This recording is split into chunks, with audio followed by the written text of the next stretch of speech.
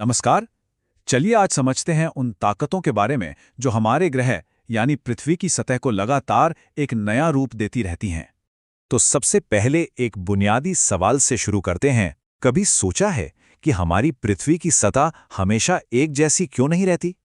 कहीं भूकंप आ जाता है तो कहीं ज्वालामुखी फट पड़ता है। आखिर ऐसा होता क्यों है? आइए आज इसी का जवाब ढूंढते हैं।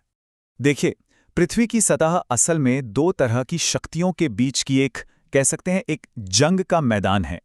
एक है अंदरूनी ताकतें जो पृथ्वी के अंदर से काम करती हैं, जैसे भूकंप और ज्वालामुखी, और दूसरी है बाहरी ताकतें जैसे अपक्षय और अपर्दन जो सतह के ऊपर से अपना काम करती हैं।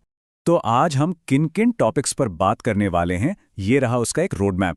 हम इन सभी जरूरी विषयों को एक एक करके समझेंगे जो परीक्षा की तैयारी के लिहाज से भी बहुत काम आएंगे।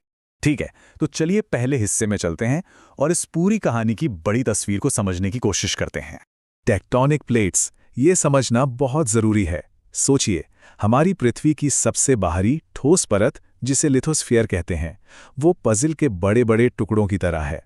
और ये टुकड़े, जिन्हें हम प्लेट्स कहते हैं, नीचे की एक थोड़ी पिघली हुई परत पर तैरते रहते हैं।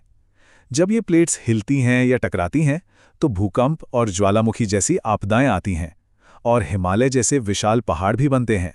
तो अब चलिए पृथ्वी की परतों को एक एक करके हटाते हैं और देखते हैं कि हमारे ग्रह के अंदर इतनी गहराई में असल में हो क्या रहा है।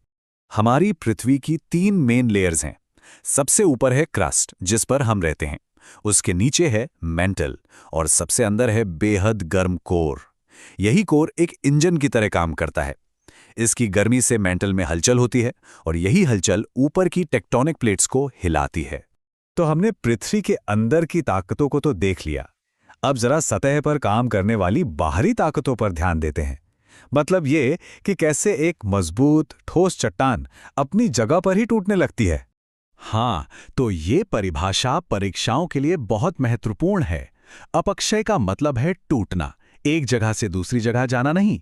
सोचिए, जैसे कोई पुरानी इमारत या मूर्ति, समय के साथ उसकी सतह कैसे झड़ने लगती है। बस चट्टानों के साथ भी यही होता है और इसी को अपक्षय कहते हैं।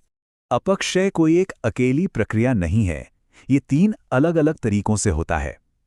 चलिए अब एक एक करके इन्हें समझते हैं। ये स्लाइड बहुत अच्छे से दिखाती है कि कैसे बर्फ जैसी एक मामूली चीज एक ठोस चट्टान को तोड़ने के लिए कितनी जबरदस्त ताकत लगा सकती है।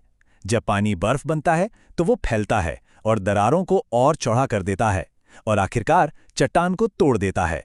अब इस स्लाइड में जो खास बात है वो है एक्सफोलिएशन को समझाने का तरीका।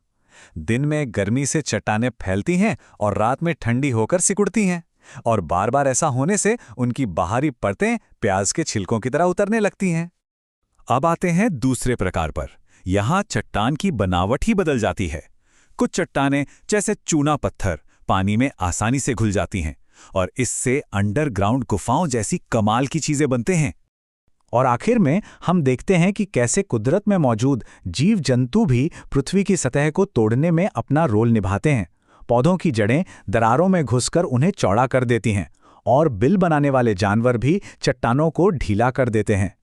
ठीक है, तो अब अगला सवाल ये है कि चट्टानों के टूटने के बाद क्या होता है। चलिए अगले स्टेप पर चलते हैं। अच्छा, ये एक बहुत ही जरूरी फर्क है, इसको याद रखना है। देखिए, अपक्षय यानी वेदरिंग वो तो हथौड़े की तरह है जो चट्टान को तोड़ता है, और अपर्दन यानी इरोजन वो एक कन्वेयर बेल्ट जैसा है जो उन टूटे हुए टुकड़ों को उठाकर कहीं और ले जाता है। कभी कभी ग्रेविटी यानी गुरुत्वाकर्षण अचानक सब कुछ अपने कंट्रोल में ले लेता है और इसे कहते हैं मास मूवमेंट। इसमें लैंडस्लाइड्स यानी भूस्खलन, मड फ्लो और बर्फीले इलाकों में होने वाले हिमस्खलन यानी एवलांच शामिल है, जो बहुत विनाशकारी हो सकते हैं। अब हम देखेंगे कि अपर्दन और जमाव की ये प्रक्रियाएं मिलकर हमारे चारों ओर दिखने वाले लैंडस्केप्स यानी भू आकृतियों को कैसे बनाती हैं। ये सब कुदरत के औजार हैं जो दुनिया को नया आकार देने के लिए लगातार काट-छांट और निर्माण करते रहते हैं। जैसे नदियां घाटियां बनाती हैं, हवा रेगिस्तान में टीले बनाती हैं जिससे धूल भरी आंधी चलती है, और हाँ, ग्लेशियर के पिघलने से कभी-कभी GLOF यानी ग्लेशियल लेक आउटबर्स्ट फ्लड जैसी खतरनाक बाढ़ भी आ सकती है। पहाड़ों से लेकर समुद्र तक एक नदी का सफर कटाव और जमाव की एक पूरी कहानी है। अपने ऊपरी रास्ते में ये तेजी से बहती है और कटाव करती है, बीच के रास्ते में ये धीमी हो जाती है और मुड़ मुड़ कर बहती है, और आखिर में अपने निचले मार्ग में ये अपने साथ लाई हुई मिट्टी जमा करके डेल्टा बनाती है। लेकिन सिर्फ कुदरती ताकतें ही काम नहीं कर रही हैं। हम इंसानों की गतिविधियां भी धरती को बदलने वाली एक बहुत बड़ी ताकत बन गई हैं। हमारे कामों की वजह से जमीन का क्षरण और तेजी से हो सकता है। जंगलों की कटाई से मिट्टी कमजोर होती है, जिससे लैंडस्लाइड का खतरा बढ़ जाता है। बेतरतीब कंस्ट्रक्शन और प्रदूषण ये सिर्फ जमीन को नुकसान पहुंचाते हैं, बल्कि प्रकृति के संतुलन को भी बिगाड़ते हैं। तो चलिए फटाफट से एक 5 पॉइंट रीकैप कर लेते हैं। पहली बात, पृथ्वी हमेशा बदलती रहती है। दूसरी, अपक्षय चट्टानों को अपनी जगह पर ही तोड़ता है। तीसरी, अपर्दन उन टुकड़ों को बाहर ले जाता है। चौथी, एक नदी के 3 स्टेजेस होते हैं। और पांचवी बात, हमारी दुनिया को सिर्फ कुदरत ही नहीं, बल्कि हम इंसान भी आकार देते हैं।